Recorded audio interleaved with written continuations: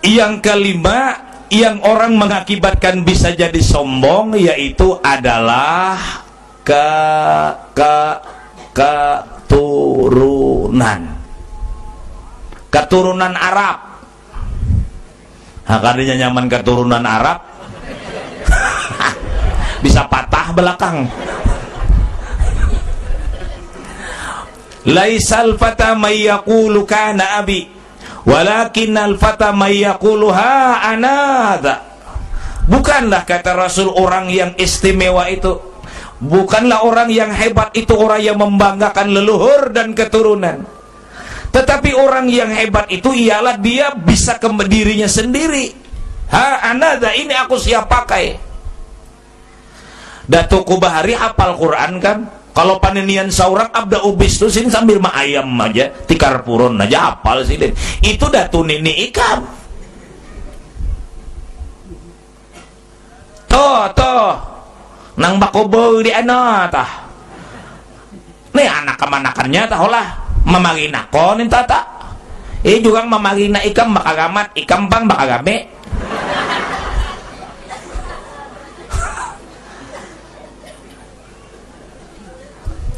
Bagaimana Syekh Abdul Qadir Jailani melihat coraknya manusia, sidin tawaduknya Syekh Abdul Qadir Jailani? Menurut Syekh Abdul Qadir Jailani, manusia ini terbagi jumlahnya 7. Nang kita temui hari-hari itu 7. Maka yang 7 itu adalah lebih hebat dia daripada aku. Ya Allah. Yang 7 itu lebih hebat dia daripada aku. Nang kita temui pertama orangnya alim. Yang kedua kaya, yang ketiga tuha, yang keempat muda, yang kelima kanak-kanak, yang keenam gila, yang ketujuh kafir.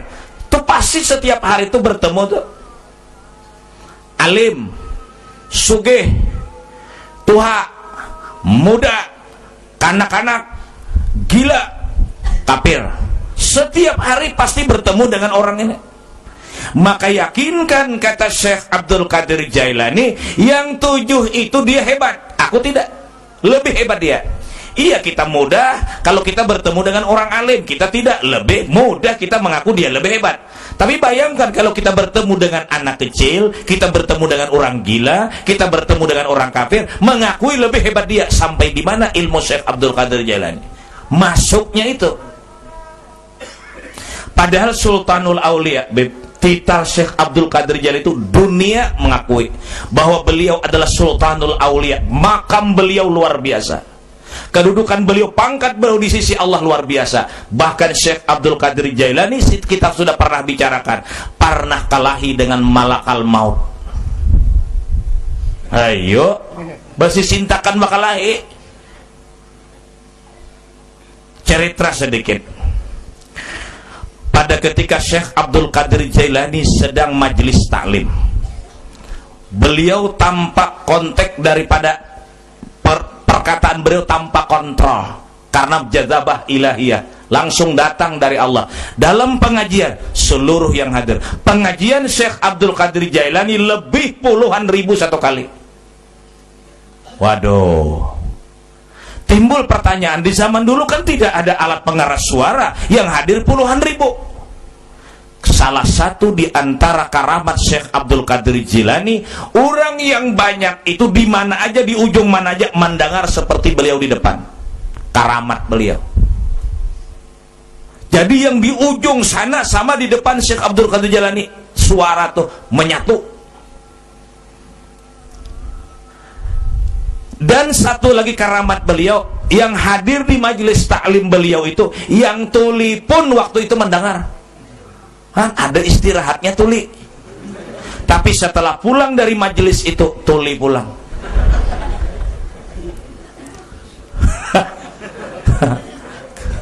Tapi ada juga istirahatnya tuli kan.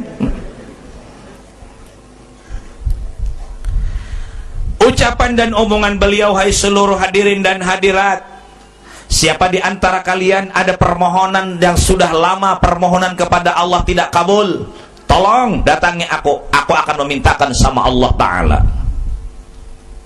Pulanglah orang yang pulang. tidak memperhatikan omongan Syekh Abdul Qadir Jailani. Ada satu orang di majelis itu, seorang perempuan yang lakinya sudah masih 2 hari meninggal, suaminya meninggal barusan 2 hari.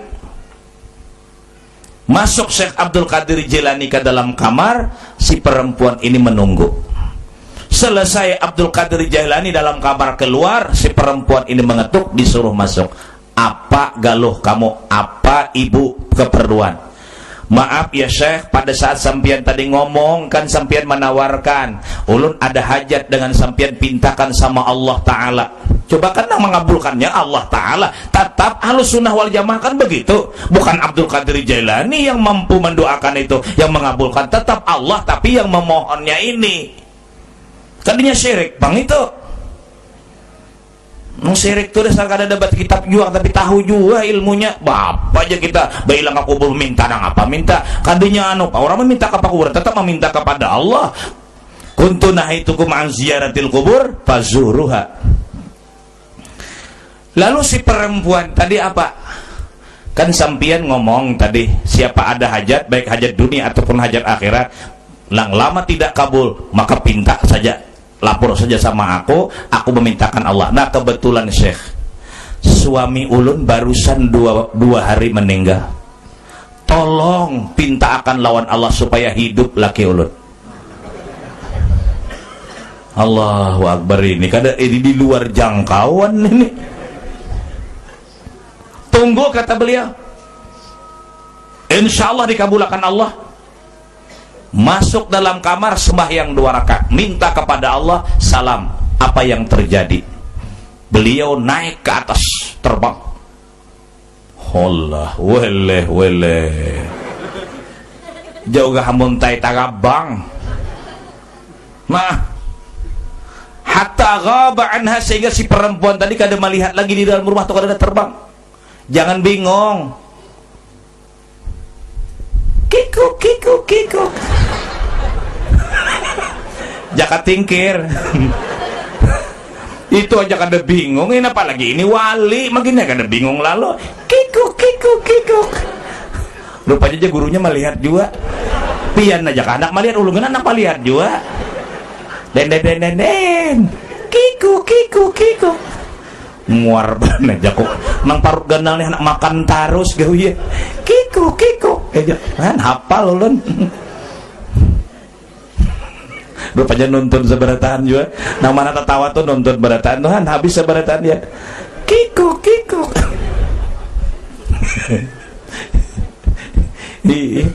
bakal lahir di atas bubungan bungolnya jago ya Allah. Tapi tak bagus ngintupang ditonton daripada alamak. Hulat dimakan bungolnya. Zamannya kita sudahlah. Aku makan pisang goreng, hulat paku. Kada usah kakak-kakak itu kada usah.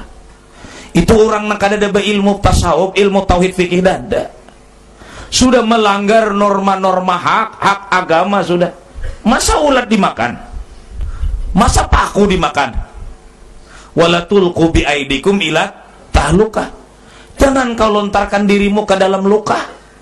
Maksudnya ke kebinasaan. Karena dalam luka itu kan ada obat apa-apa. Jangan dipaknai lah luka itu luka, janganlah. Kiko. Iya pulang. Nyepayu paksa dijual bener. Kai gitu tertawa Kiko.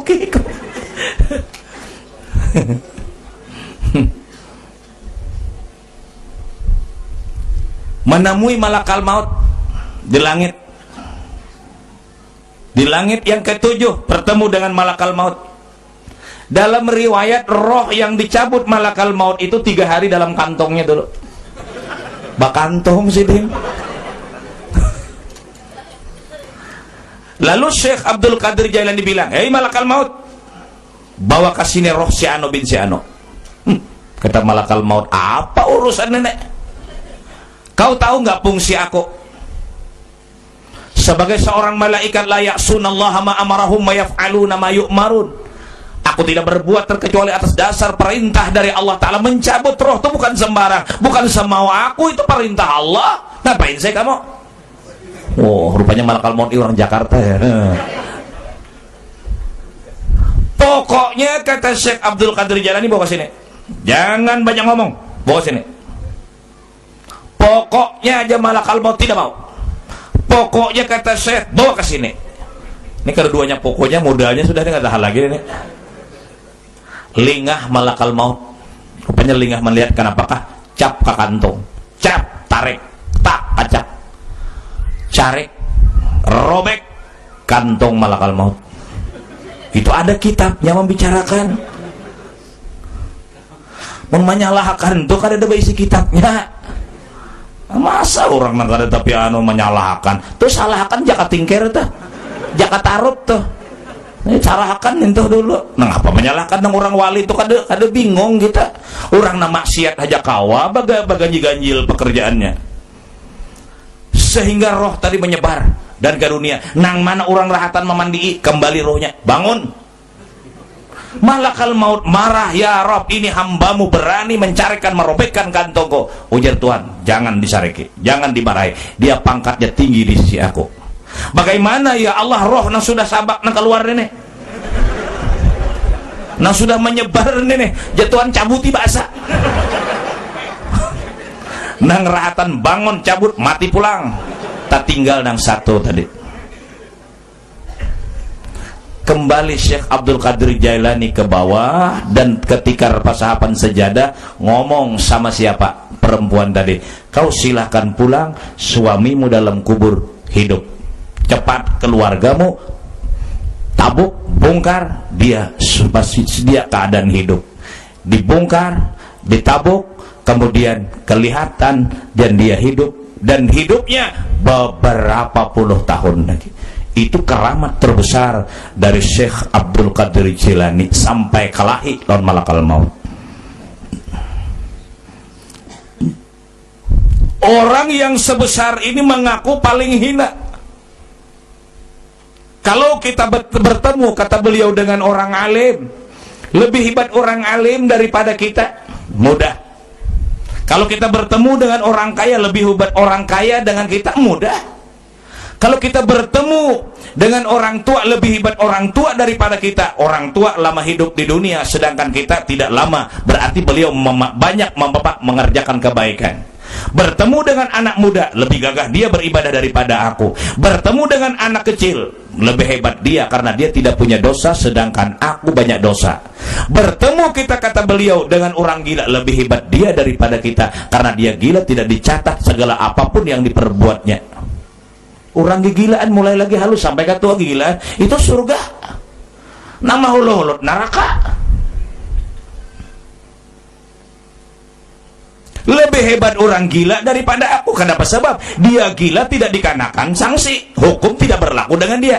Rufi'al kalam an thalathin 'anil naimi hatta yastayqadha wa 'anis sabiyyi hatta yahtalima wa 'anil majnun hatta yufiqa. Dia gila kan tidak ada dapat apa-apa. Bertemu dengan orang kafir, lebih hebat orang kafir daripada aku. Di mana masuknya? Dia tidak bisa dikatakan dulu kafir, walaupun dia kafir. Yang namanya kafir, matinya dalam keadaan kafir. Kalau dia masih hidup, siapa tahu pada ketika hendak sakarat, la ilaha illallah Muhammadur Rasulullah, atau asyhadu an la ilaha illallah wa asyhadu anna Muhammadar Rasul. Siapa tahu pada akhir hayatnya dia beriman. Di situ masuknya pengakuan batin Syekh Abdul Qadir Jailani agar jangan sombong kita hidup di dunia. Lalu bagaimana cara membasmi sombong? Agar supaya jangan sedikit pun berbau dalam batin kita ini sombong, bahwa kita lebih hebat dari orang lain. Minimal dua. Insya Allah Pak, kalau kita rajin duduk ke majelis taklim, kita tidak bakalan sombong. Karena sombong ini di atas. Kita sudah katakan, orang kaya bahayanya sombong, orang miskin bahayanya takabur. Ke atas punya penyakit, di bawah punya penyakit. Kaya punya penyakit sombong, susah punya penyakit dangki. Jadi kaya punya penyakit, susah punya penyakit, lebih baik kaya. Kan kedua-duanya kan masuk surga. Nang sadih banani mana miskin mana neraka. Masalah dengki sudah kita bicarakan. Ini orang rendah, di bawah pada orang lain. Kita selalu marah orang dapat nikmat, sedangkan sombong menari-nari kesombongan di atas melihat orang miskin.